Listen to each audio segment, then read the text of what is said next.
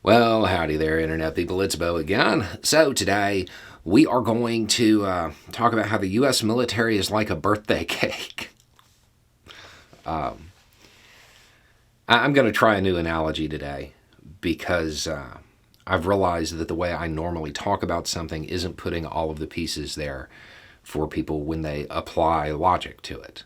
So, we're going to try to get some other pieces out there to better understand U.S. capabilities. Okay, so here's this message. In one of your videos, you said the U.S. military doctrine was to be able to fight the next two biggest countries at the same time. You seem to believe they could do this. Ukraine is using U.S. weapons and tactics against Russia and isn't really crushing them.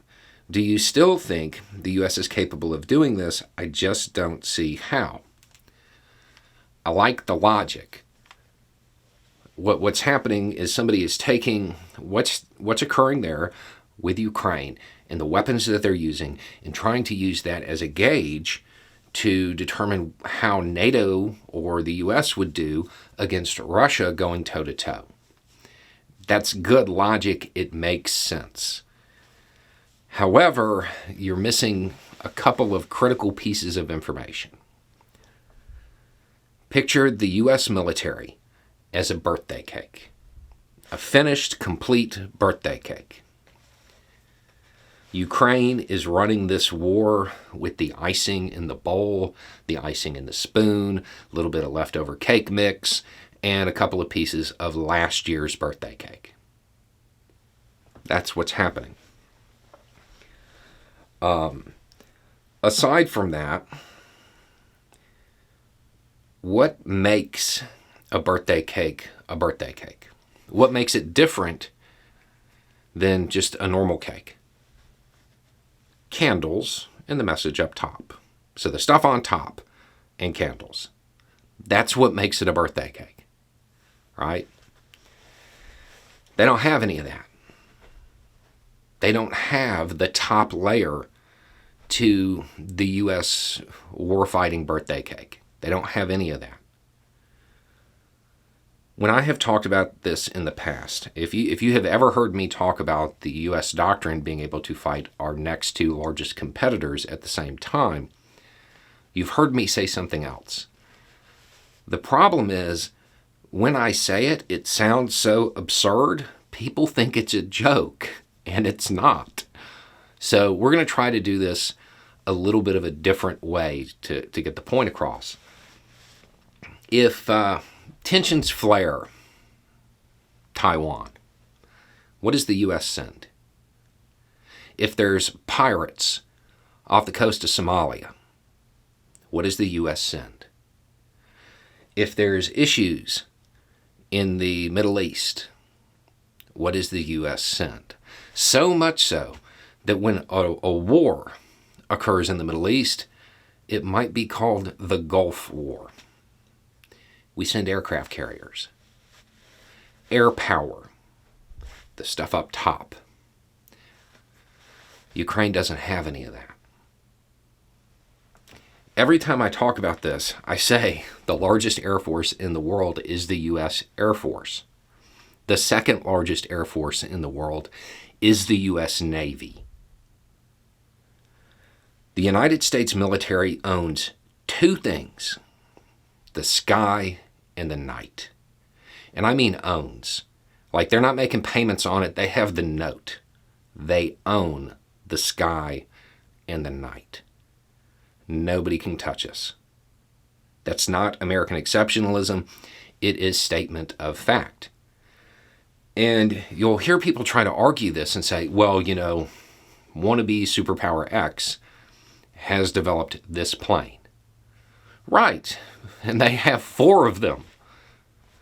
It means nothing.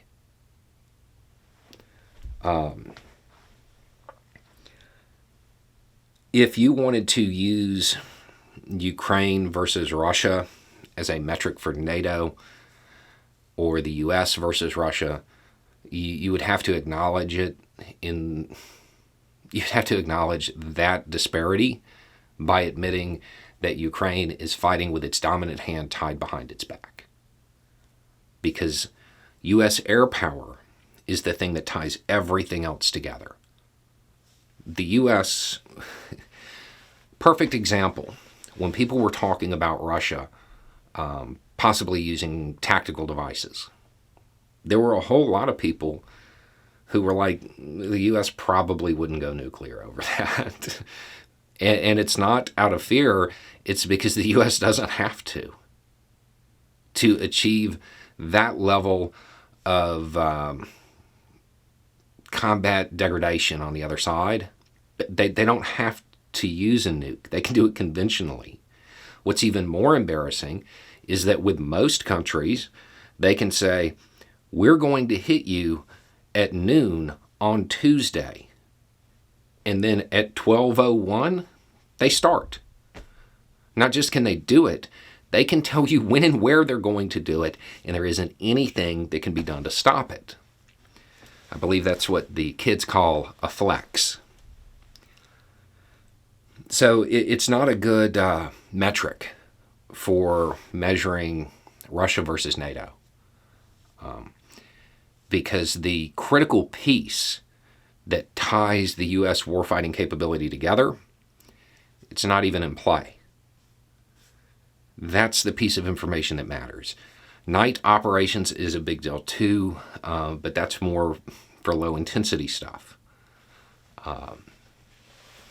When it comes to a nation state as opposition, nobody can come close to the U.S.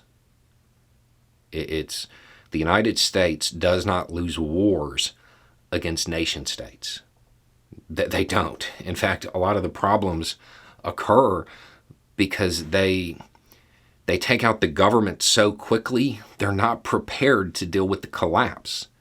The U.S. doesn't lose wars, it loses the peace.